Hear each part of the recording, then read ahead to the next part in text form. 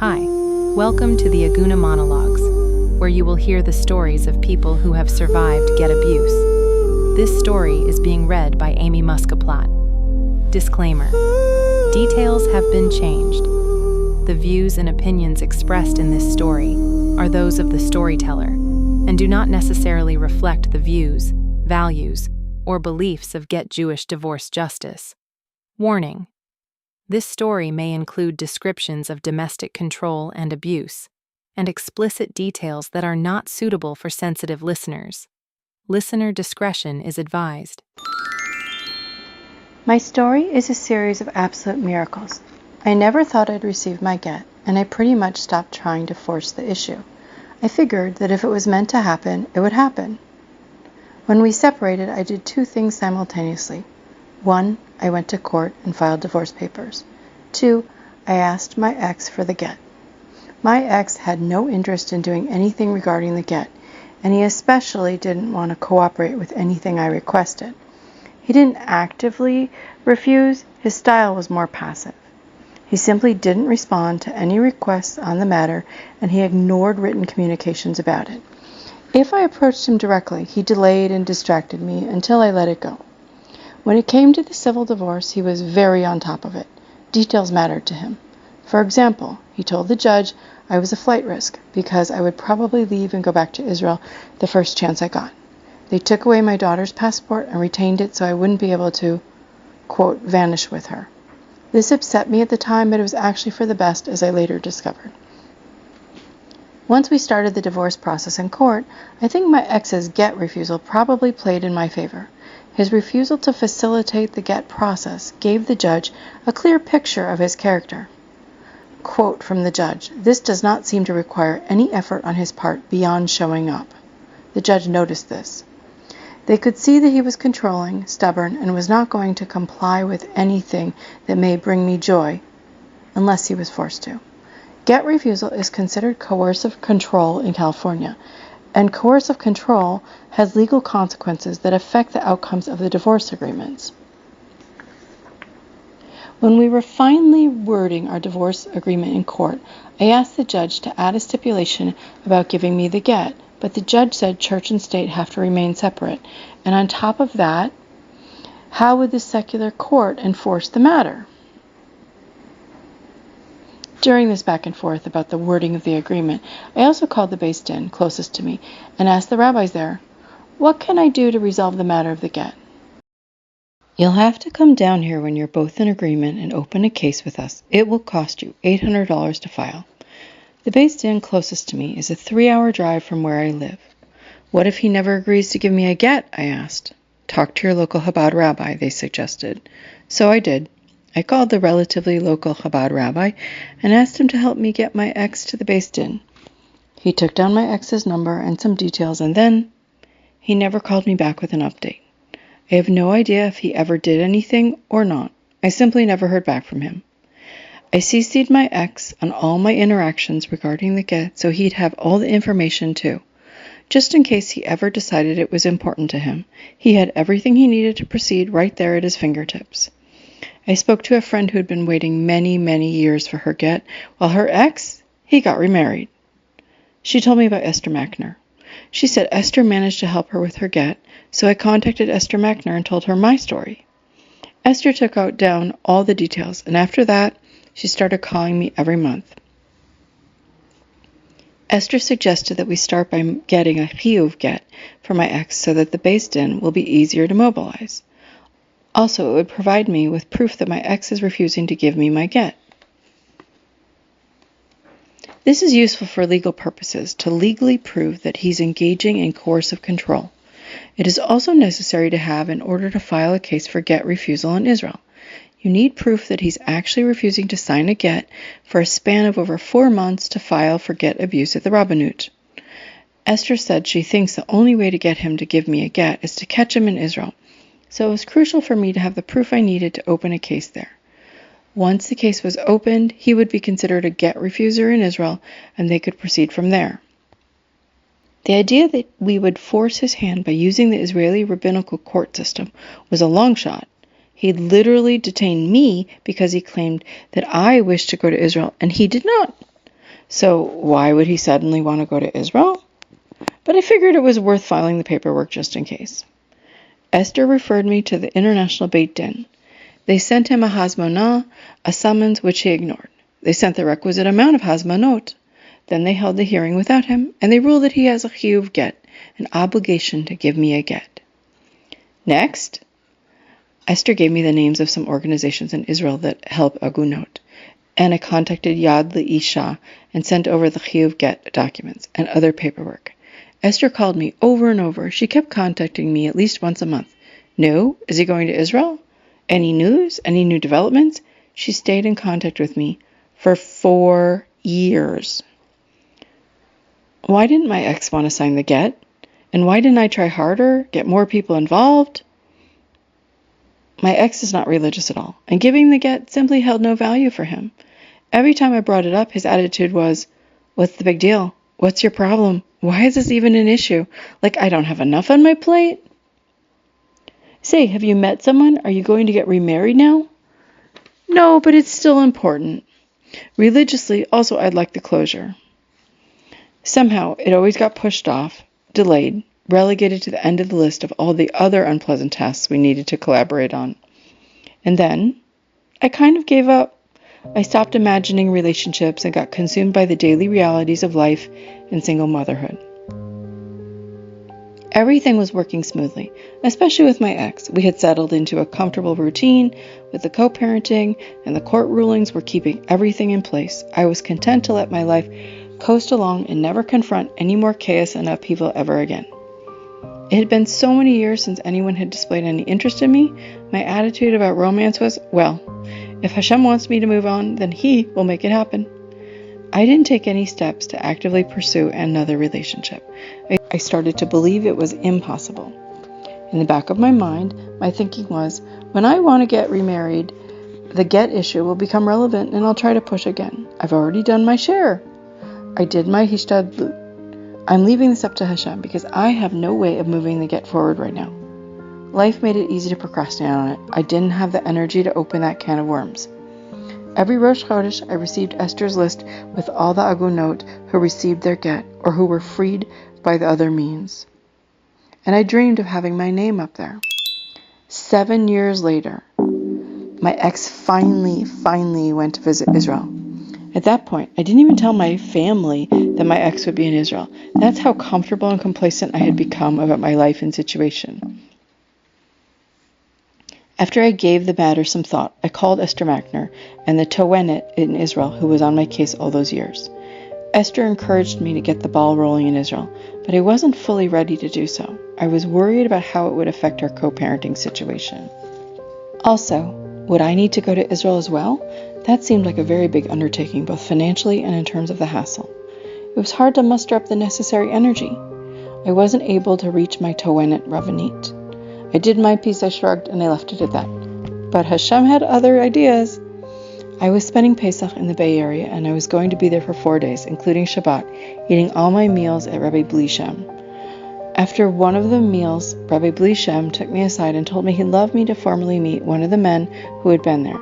He's interested in getting to know you better, he said, now that he was able to observe you at the meal. Cool, yes, I'd love to go out, just for coffee, right? I said, a little flummoxed, and not fully thinking it through. The guy showed up at the rabbi's house right after Shabbat, and I panicked. Wait a minute, I said. I don't know, and am I even allowed to go out for coffee, since the relationship is not going to go anywhere? I am an Agunah. Technically, I'm still married. The rabbi was shocked, speechless. He had no idea. He encouraged me to take care of my get as soon as possible. I told him that my ex is in Israel, and he said, "Are you kidding? Now, immediately, go, do it." Everything kind of stacked up miraculously. I called my brother in Israel and gave him an update. When he heard that my ex is in Israel and I can't reach the Towenet, he went to the Bais Din himself. I sent him a declaration that I agree to have him represent me. I hand-wrote it and emailed it to him. They'll issue an ikuv yetzia, a stay of exit, he said. I don't know, I said. That sounds like so much drama. My brother tried to allay my concerns. There may not be another opportunity, he said. He hasn't come here in 10 years. It's a miracle he decided to visit now. Rabbi Blishem followed up too, and he motivated me to go ahead with this course of action. If he doesn't give you a get, He's considered a rasha. Use any means necessary to get it signed. Even then, I still felt some resistance at taking the leap and actually forcing his hand using the Israeli authorities. I knew that detaining him in Israel was not going to make him a happy man, to say the least, and I much prefer him to be a happy man when I need to engage with him regarding our child. If I am repeating this, it's because I had so much resistance to doing anything that would throw my life back into chaos and conflict mode. It was so nice to be out of that. Between my brother and the whole situation with the dating and the rabbi I was staying with, I was able to let go of my ideas of maintaining control over my ex-husband's emotional state and leave his reaction up to Hashem. I gave the green light. It was like a witching hour, an Eitzrat zone. Once I agreed to go forward with this course of action, the gears kind of started turning without any more effort from me. My brother stood before Bais Din and testified that I am a victim of get refusal. We had the paperwork to show that my ex had actually refused to engage with the Bais Din, and I had been waiting 7 years for my get. Now the get refuser is coming to Israel, my brother told them. He filled out a bunch of paperwork. He also had to go back the next day to pay the fees, filing fee, application fee, and court fees. Altogether, it cost about 700 shekel. Then they issued a stay of exit for my ex on the spot. The stay of exit applies for 30 days, and we discovered that I must notify him that it got filed. That stressed me out again, but Hashem had my back. The Rabbanut notified him. I don't remember why, but it took that burden off of me. I really don't like conflict. My ex got really nervous about being stuck in Israel for a prolonged stay. He immediately hired a Tohen Rabbani and wanted to sign a get on the spot so he wouldn't be kept in Israel for too long. My brother delayed scheduling the get signing ceremony. Maybe my sister has some conditions. She might want to discuss receiving the amount she's entitled to in case of divorce that was detailed in her ketubah. I want to make sure she's properly treated by this man. The rabbis told my brother I am not entitled to support based on my ketubah at this point. I'd be able to file later, after the get ceremony. They scheduled the hearing. Next step. They told me I needed to be present at the hearing in Beersheba. I needed to present a compelling reason to organize a get shlichut, which is a get given long distance without me. Hashem had created the solution way before this problem. Remember how my ex worked so hard to make sure I could never leave the country because he claimed there was a risk that I would take my daughter with me? Well, guess who didn't have her passport? I wrote to the Beit Din and explained that my ex was withholding my daughter's passport and so forth. They immediately ruled that they'll be giving me the get long distance and they'll proceed in my absence. That night, my daughter woke me up at 4 a.m. My phone was on silent and the Beit Din were trying to reach me. When they didn't get through, my ex tried calling and I didn't pick up either. My ex finally called my daughter on the iPad he gave her before he left for his trip, so he could communicate with her while he was away. He woke her up and told her to get me. "Mom, they need you," she said. "Hello?" I was groggy. "Hello? Ma'am. Yes. Can you hear me?" "Yes." "Good. We'd like to give you your get." "Okay, great." I sat up in bed. "Where should we send it to?"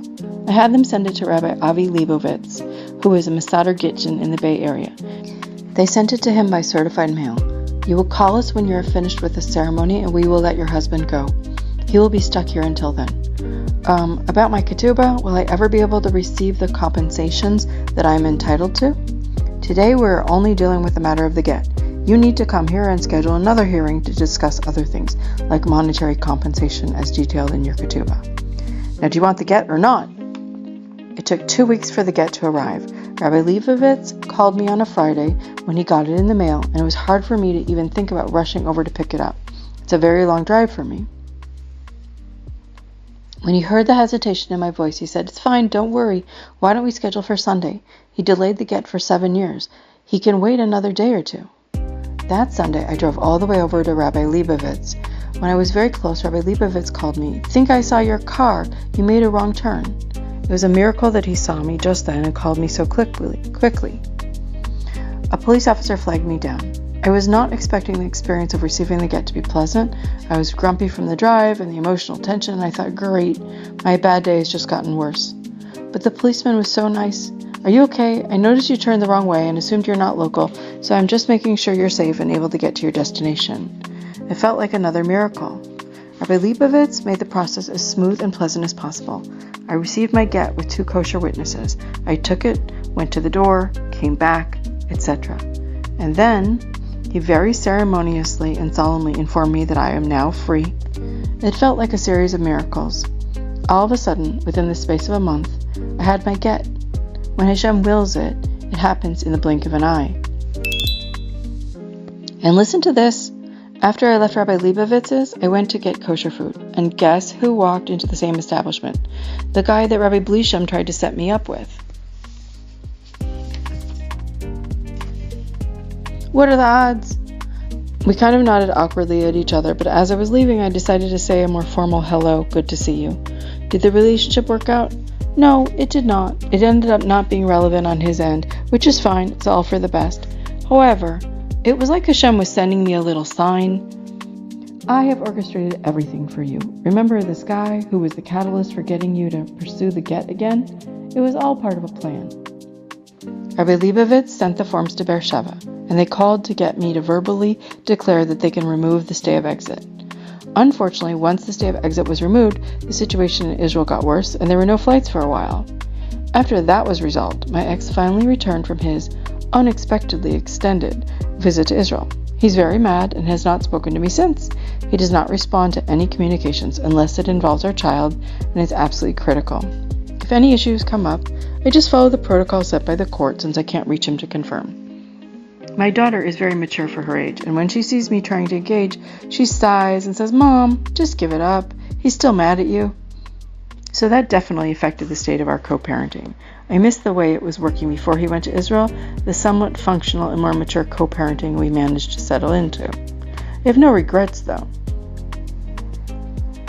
I am not responsible for how my ex chooses to feel about the consequences of his own actions and how he chooses to react to mine. I did everything right, and he can choose how he wishes to respond. He is entitled to feel however he wishes to feel.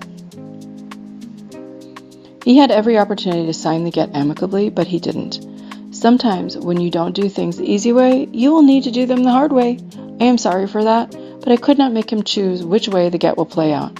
If he didn't want the hard way, he should have chosen the easy way. The month after I had my get, Esther Macner sent out her newsletter, and there was my name. I was so touched to see it there, my eyes teared up. My message to other Agunot is this. When I did my research and spoke to all the organizations that help Agunot from Israel, their services did cost a certain amount, and they needed me to go to the Israeli consulate to sign for power of attorney, to allow their lawyers to handle ongoing legal matters regarding the get. This is financially and technically challenging. Just thinking about getting an appointment at the consulate and driving all the way out there and can create delays in receiving your get. I called Esther Macner to tell her what my brother did. She and I spoke to my lawyer from the Israeli organization, who confirmed that if someone can personally go to Bais Din for you, all you need is a written and signed paper for power of attorney and payment for the court fees. No consulate, no payments to the Agunah organization, nothing. It is so much simpler and less costly. Great news. I'm happy to share it here. I hope this information is helpful. My other message is this. Through the years, and definitely through the whole process of the get, I felt Hashem's intervention so clearly. He never forgets anyone. He believes in me and is providing me with a second chance at a relationship.